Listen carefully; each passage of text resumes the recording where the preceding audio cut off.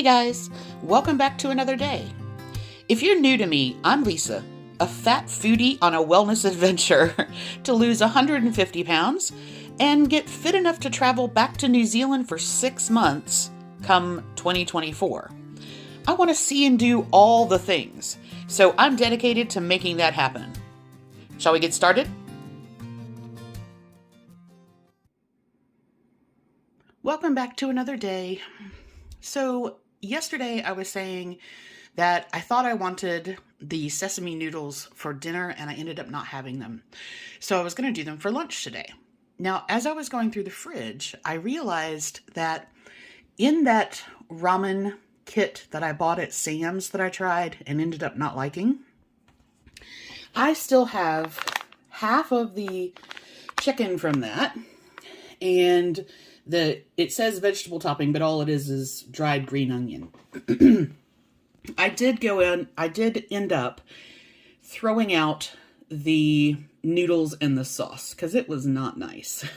So I had this idea. This is my sesame peanut noodle kit, which you've seen me use before. And I think because I have some chicken and some little green onion, and I have some bean sprouts, I'm actually going to do a take on a chicken pad thai, because it's basically a peanut, sesame, soy, lime sauce, and then the noodles, the chickens, the bean sprouts, and green onions. So I have linked to a proper recipe because I'm just kind of throwing this together as this is what I have. So I am going to add some low sodium soy sauce and some lime juice to the kit, which I like on its own. And then to that, I'm going to add the bean sprouts, the dried green onion, and the chicken. And the sesame kit has peanuts in there. So that I think is going to be really good. And then I also wanted to use this salad kit that I found at Kroger on special. So I have that as the base, and then some English cucumber, avocado, grape tomatoes, pickled baby beets, olives, some corn nuts for crunch, and then I'm going to use the Skinny Latina. You've probably seen me use this before. It is 17 calories per tablespoon. It's a very tart, vinegar forward. They call it a marinade, but I tell you, I've been using it more as a dressing. It's kind of, that's the sort of consistency. So it's very, very loose, like a vinaigrette. Okay, so I'm actually going to try. You guys know that I do little gadgets. Well, I ordered, and this arrived yesterday, this little individual cooker. Now, a lot of college students use it if they don't have kitchens, but I was reading, and this basically is the equivalent of a single-serve hot pot, which I want to do. I have a brand new hot pot set, but it's a big one. And then I don't have anybody to do hot pot with me. So I'm going to do that in here. But this also is supposed to be really good for cooking instant noodles. And so all you do, it has a little egg steamer rack. You can use it as an egg steamer as well. So basically it just has a liner in there. There's your minimum and your maximum. It has 2 heat settings, low and high. And you just boil your water in there and then cook your noodles. So I'm going to try that. I will say the only thing is this cord is extremely short. Extremely short. So if you don't have an outlet like right there, you probably have to use an extension cord. So this is the little egg steamer rack, and then it just has a normal little lid. There we go. So we're going to see how this goes for cooking the noodles in the kit.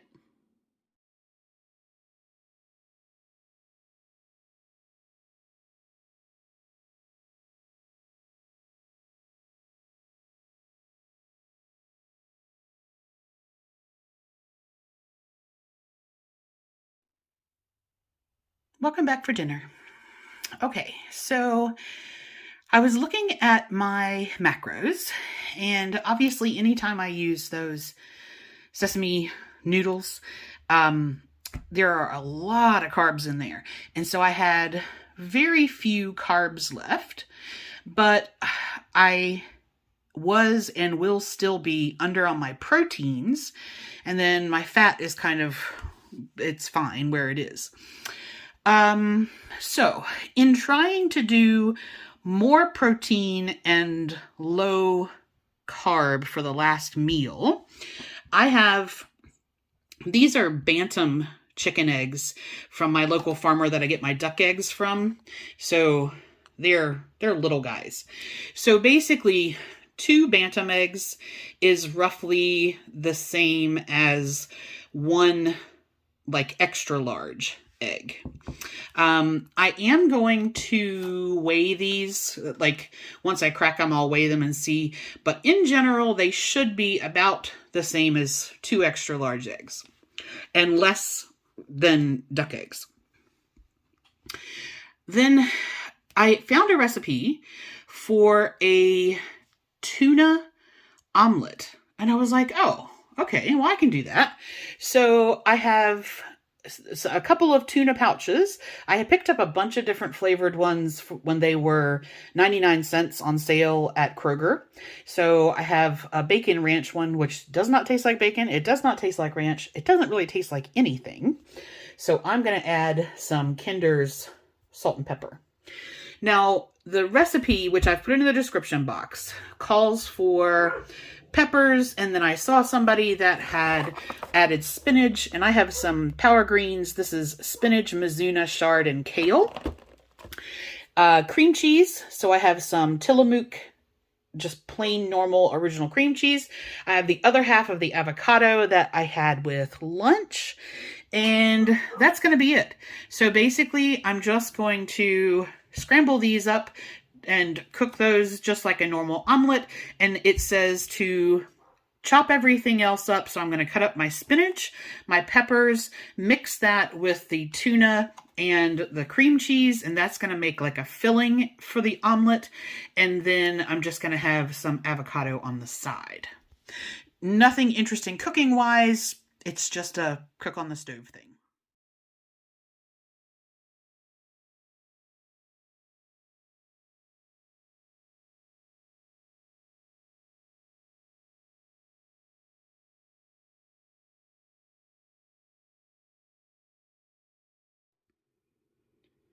All right, had dinner, cleaned up, very tasty. And I wanted to show you the next part of the painting projects. So some games have what they call war bands, which means that when you buy it, you buy a box and it has, multiple figures in there. And some of the figures are duplicates. And so sometimes you'll get, in this particular case, I have 6 of one type of figure. In the Emerald Valley set that I will be doing next, there's 8 of one type. Okay. And because they belong to a game, they do have art that goes with them that's on their card. And I have decided that I want to do pretty close to the card art. Now, these are that color purple to start. So they are actually made of this purple plastic. And you spray them with just like we call it a rattle can, but, like a spray paint can. And it has a primer so instead of painting onto a slick purple plastic, you're painting onto a primer just like you would if you were looking at priming a wall. Now, in miniature painting, you can get primer in tons of different colors. And these guys, so I have 2 of these, 2 of them, and then 6 of these. They are all going to be kind of undead zombie-ish type things. Think of them as cartoon zombies. And because the base skin color on the card is this sort of greeny khaki kind of thing, I used this color primer for them. And then the models that are more special, and I wanted them to have sort of brighter colors, I have primed those white so the color will stand out more. Now, I have 2 little houses with a whole bunch of little arms there, and then there's some crystals at the back. So there's 2 of those. This guy is basically just one of the bad guys. He doesn't have a whole lot of detail. He's got some stitches on his back and stitches on his front, but there's not a whole lot of detail on him. And then these 2 are characters, so they are main characters. He is one of the main characters for the bad guys. And she has a frying pan and a rolling pin, which I thought was kind of funny. And I will say, a lot of this style of miniature, the women all have big boobs. It's classic anime cartoon style. So she has a little bow in the back, frying pan, rolling pin. And then I don't know what the deal with this. I haven't read the story behind this. This is a rabbit with, like, if you ever saw Watership Down, it reminds me of like the feral rabbits in Watership Down. So we have a rabbit with some weird, on his card, it looks like a rotten carrot on his head. And it's strapped on. He's got a little strap there you can see. So, I don't know. And I think he's got, do we have fangs? Yes, apparently we have fangs. All right. So this is, the box set is called Stilt Town Zombies, and this is going to be the next sort of project that I'm working on.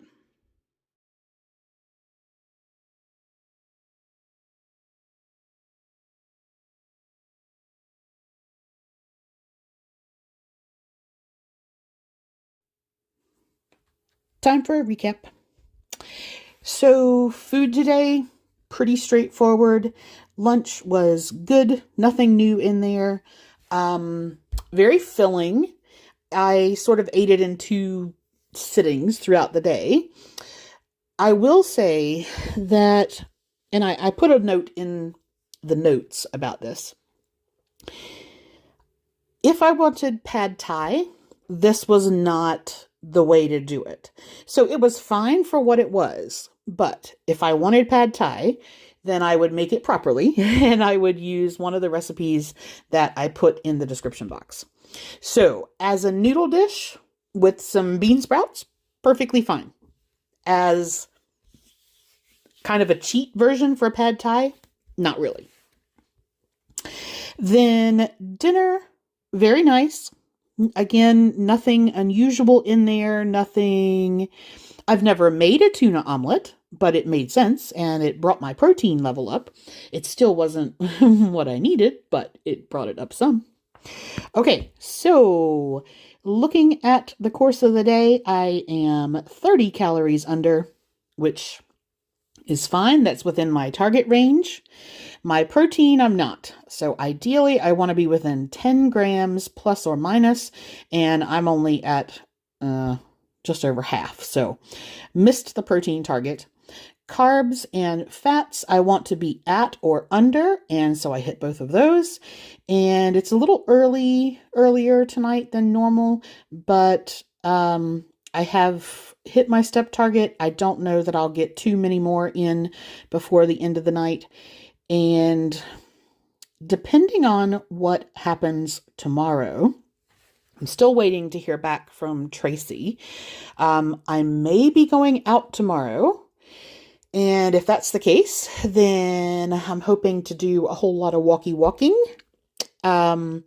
If I do not get up with her tomorrow, then I'm going to be doing a lot of painting, and that will involve sitting on my tukish for most of the day. So, I don't know what's going to happen there. We will see. But good day. Feeling good. And yeah, I will wrap this up for the evening here, and I will talk to you guys tomorrow.